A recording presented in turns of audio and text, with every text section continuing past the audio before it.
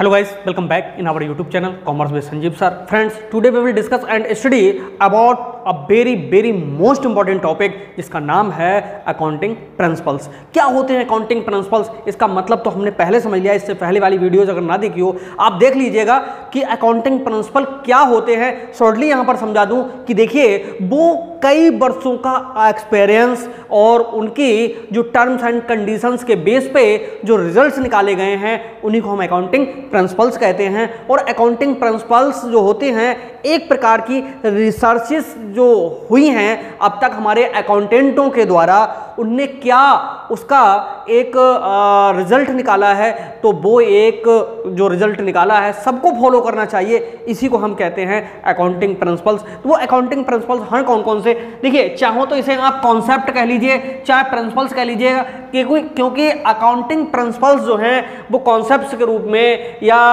Principles के रूप में आपको यहाँ इंडिकेट करते हैं। तो यहाँ मैंने आपको जो मोस्ट इंपॉर्टेंट प्रिंसिपल्स हैं वो सारे के सारे आज ले लिए हैं और एक कॉन्सेप्ट के रूप में बहुत आता है फ्रेंड्स, गोइंग कंसर्न कॉन्सेप्ट। ये बहुत एग्जाम में आपके पूछा जाता है। क्या होता है गोइंग कंसर्न कॉन्सेप्ट? ये इंडिकेट करता है कि कोई बिजनेस अगर ओनर सेट करता है तो उसके एंड होने का कोई टाइम फिक्स्ड नहीं होता है। ओके, यहां पर ये समझना होगा कि जैसे मान लीजिएगा हम चाहे सोल बिजनेस करें, चाहे HUF बिजनेस करें, हिंदू अनडिवाइडेड फैमिली बिजनेस करें, चाहे हम पार्टनरशिप बिजनेस करें, चाहे हम कंपनी बिजनेस करें या हमारी कोऑपरेटिव सोसाइटीज बनाएं। देखो, कोई बिजनेस जब एक बार रन कर जाता है, जब एक बार सेट किया जाता है, तो ये उसका एक प्लेटफार्म जो तैयार होता है वो एक लॉन्ग पीरियड के लिए तैयार होता है। इसी को हम कहते हैं गोइंग कंसर्न कॉन्सेप्ट। यानी जो बिजनेस हमने सेट कर दिया वो लंबे समय तक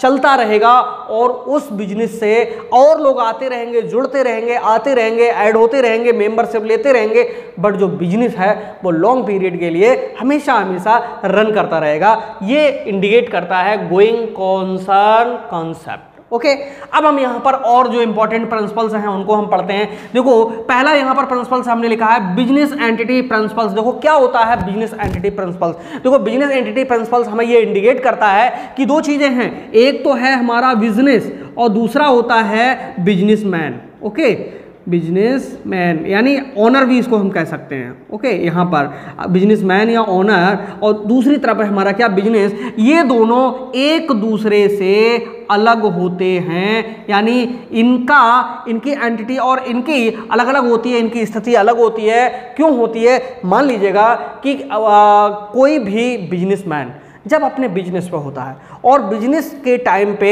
वह अगर अकेला बैठ करके जितना भी खर्च करता है वो सब उसका पर्सनल एक्सपेंसेस है, लेकिन अगर वो कस्टमर्स के साथ में कोई भी खर्च करता है तो वो किसका साथ में अपने आप भी करता है, लेकिन वो किसका हो जाता है? वो व्यापार का हो जाता है, बिजनेस का। अगर ऐसे समझ में आया तो मैं आपको दूसरी तरह समझाने का प्रयास करता हूँ इसी वे में। मान लीजिएगा कि पूरी पहले तो अकाउंटिंग को पढ़ते समय, बिजनेस स्टडी को समझते समय और इकोनॉमिक्स पढ़ते समय अपने आप को आप बिजनेसमैन मानिए, कॉमर्स आपको इजी लगने लगेगी। ओके, हम लोग सब बिजनेसमैन हैं, हम अकेले बैठ करके और अपने बिजनेस में एक चाय पीते हैं। ओके, वो खर्चा किसका लगाया जाएगा?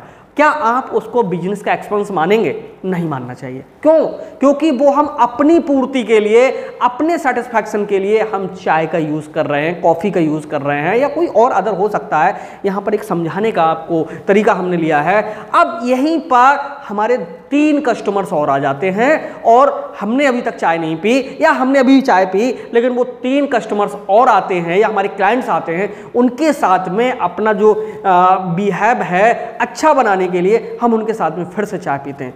जब हम अकेले चाय पी रहे थे तो वो खर्चा हमारा था, उनके साथ जब हम चाय पी रहे हैं, कॉफी पी रहे हैं या कोई और एक्सपेंस कर रहे हैं, वो खर्चा हमारा वाला भी बिजनेस में ही काउंट किया जाएगा। इसी को कहते हैं कि जो बिजनेस के पर्पस से एक्टिविटी की गई हो तो वो केवल बिजनेस की एक्टिविटी होगी, और जो मालिक अपना सेटिस्फैक्शन के लिए अपने बेस पे एक्टिविटी कर रहा होता है वो हमारी कौन सी होती है? बिजनेसमैन या ओनर की एक्टिविटी होती है। So guys, further we can say that business has separate entity. Okay, business की अपनी एक अलग पहचान होती है, अलग मतलब फ्री यूनिट होता है बिजनेस। ओके, ये सेकंड में चलते हैं, मनी मेजरमेंट प्रिंसिपल। देखो मनी मेजरमेंट प्रिंसिपल बहुत इंपॉर्टेंट प्रिंसिपल है। क्यों?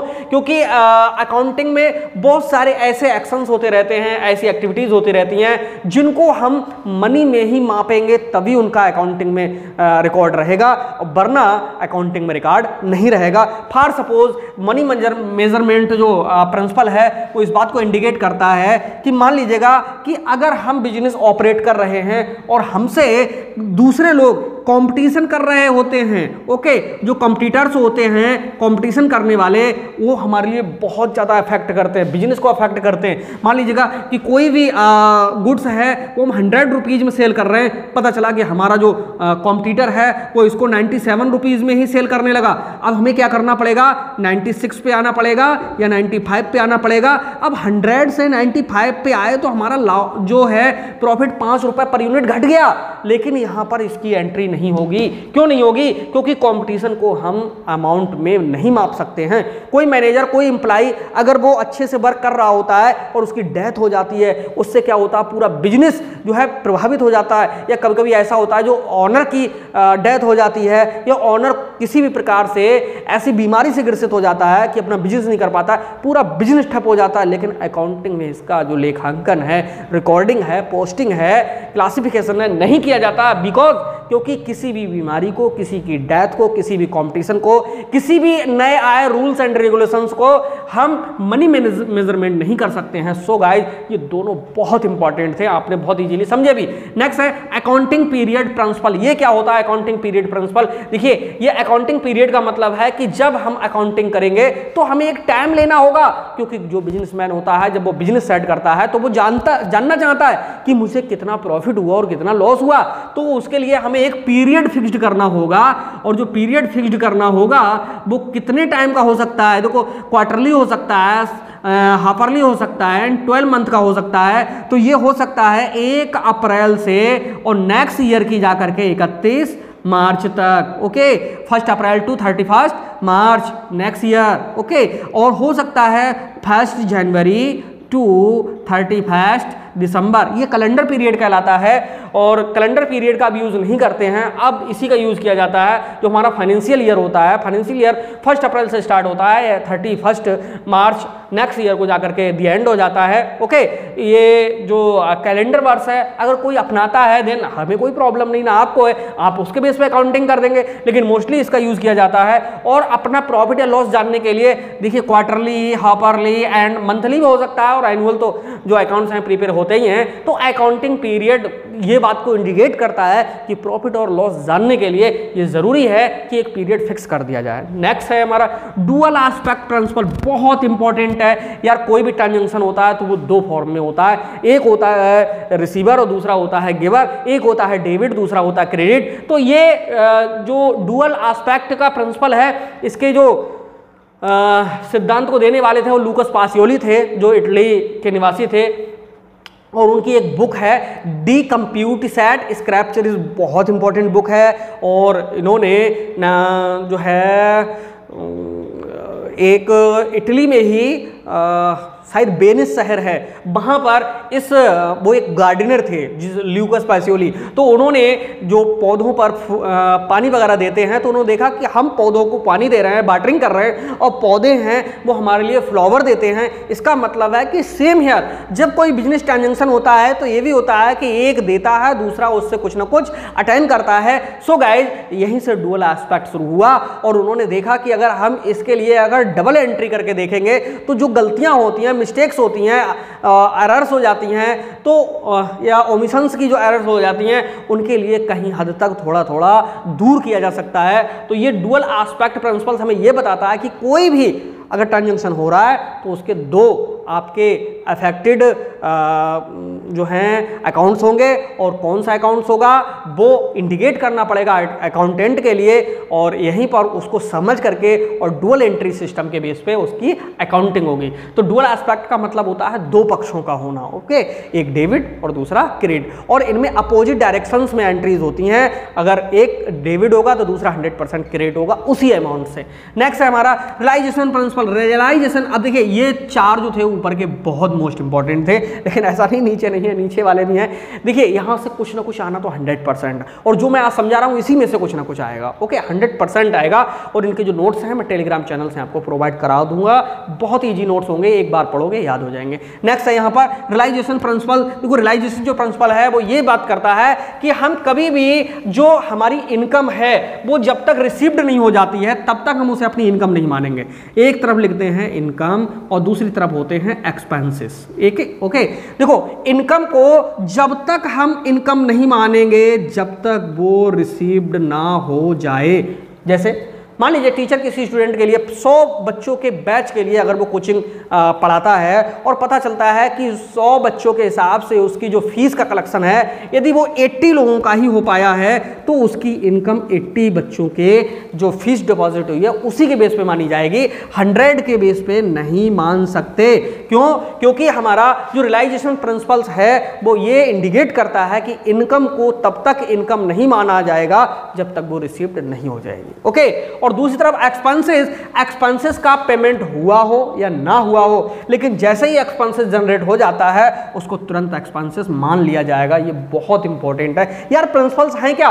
ये वो चीजें हैं कि उनका अकाउंटिंग में लेखा हम करते हैं तो उनका वास्तविक जो रियल शेप है वो है क्या, मतलब इनकी जो फॉर्म है, जो थिंकिंग है, जो उनका ऑस्पेक्ट है वो है क्या, यानी कॉन्सेप्ट उनकी विचारधारा है वो है क्या। ओके किसी के सिद्धांत वही चीज तो होते हैं जो एक लॉन्ग पीरियड से एक बार इनोवेट होते हुए, रिसर्चेज होते हुए हम किस परिणाम पे पहुंचे। ओके अच्छा आप मान लोगे कि आप अगर 100 लोगों को ट्यूशन दे रहे हो और पता चले कि उन्होंने 20 ने फीस अगर आपके पास सबमिट की है, 80 ने नहीं की है, आप 100% कह सकते हो नहीं कि वो 80 हमारे दे ही देंगे। हो सकता है कि 1-2 लोग हमें छोड़ के चले जाएं जिनसे हम रियलाइजेशन ना कर पाएं, तो इसलिए इनकम को तो नहीं मानेंगे, लेकिन एक्सपेंसेस क्योंकि हमें करने हैं तो हम ईमानदारी से उनके लिए पेड कर देंगे, ये हमें पता होता है, इसलिए एक्सपेंसेस को हम तुरंत क्या मान लेंगे, एक्सपेंसेस मान लेंगे।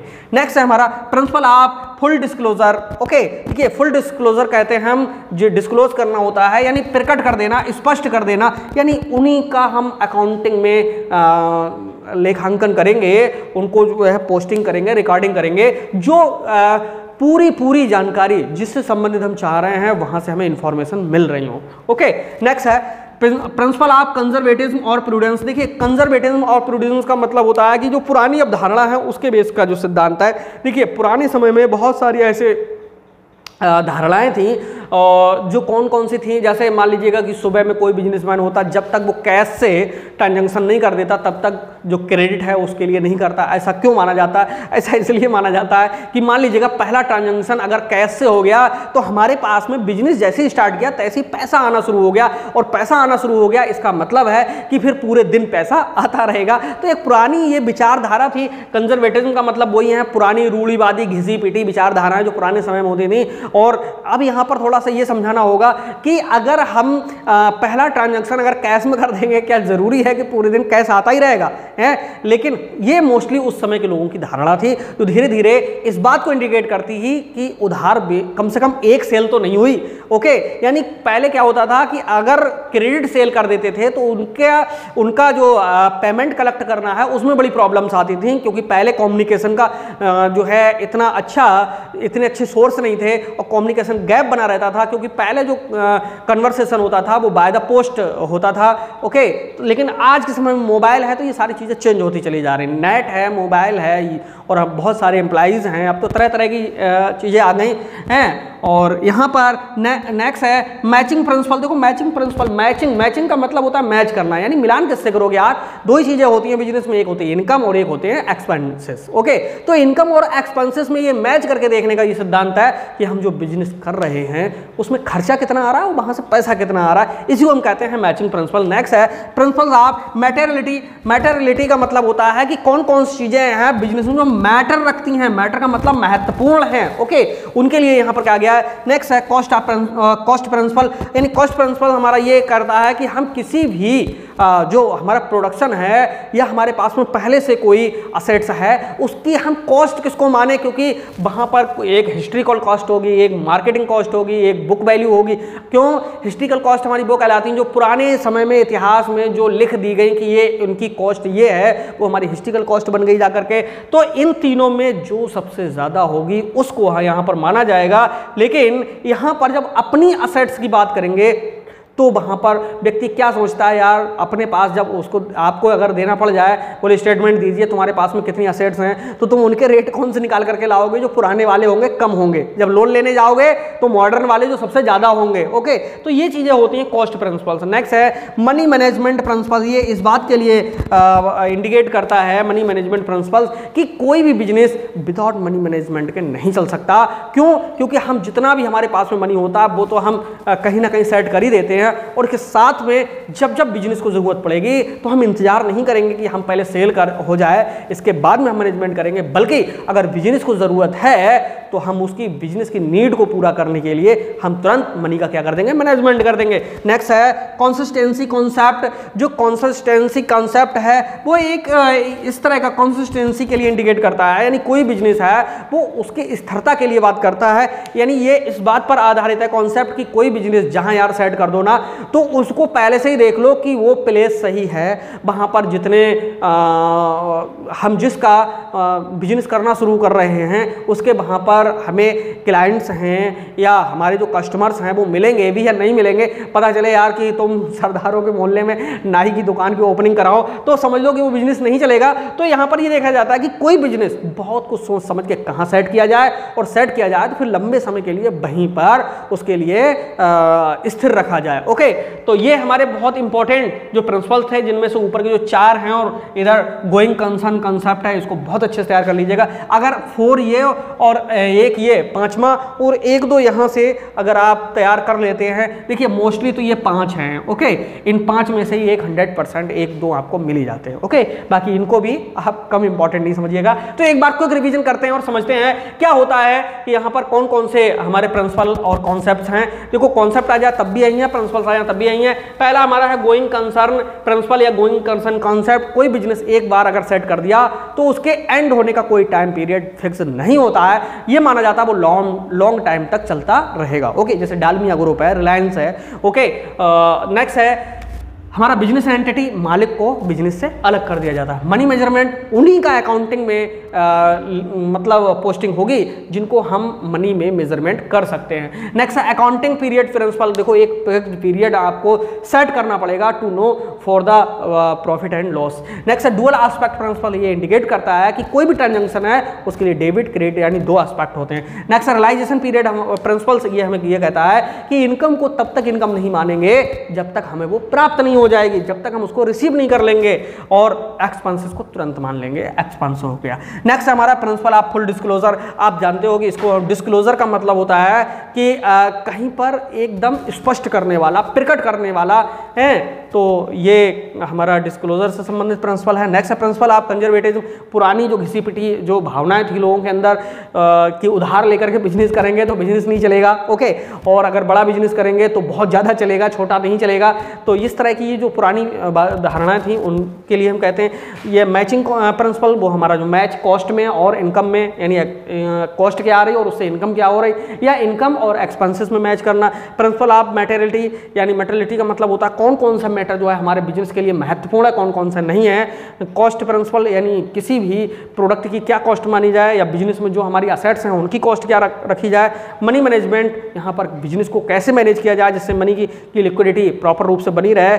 कंसिस्टेंसी कॉन्सेप्ट ये हमारा ये बताता है कि कोई बिजनेस है उसको एकदम कंसिस्ट कर देना चाहिए, यानी जहाँ पर है वहीं रहने देना चाहिए। क्योंकि क्या होता है यार, हर प्लेस की अपनी गुडविल बन जाती है। आपने देखा होगा कि आपके पास में बहुत से ऐसे मार्केट होते हैं जहाँ पर मार्केट के पैलेस के नाम से सुन करके, यानी स्थान का नाम सुन करके लोग जाते हैं। सो गाइस, ये जो था आज हमारा टॉपिक, कैसा आपको लगा जरूर लिखिएगा और तैयार हो जाइएगा, क्योंकि जैसे ही जनरल वाला चैप्टर पे हम चलेंगे, ये अभी हमारा देखिए मैं बिल्कुल सिस्टम से चल रहा हूँ, हर चैप्टर को पढ़ाते हुए चल रहा हूँ। जिस दिन जनरल वाले चैप्टर पर हम पहुंच जाएंगे उस दिन हम लाइव क्लासेस शुरू कर देंगे। न्यूमेरिकल जितने भी है लाइव क्लासेस में आपको मिलेंगे। तो मिलते हैं नेक्स्ट वीडियो में, तब तक के लिए दोस्तों बाय बाय।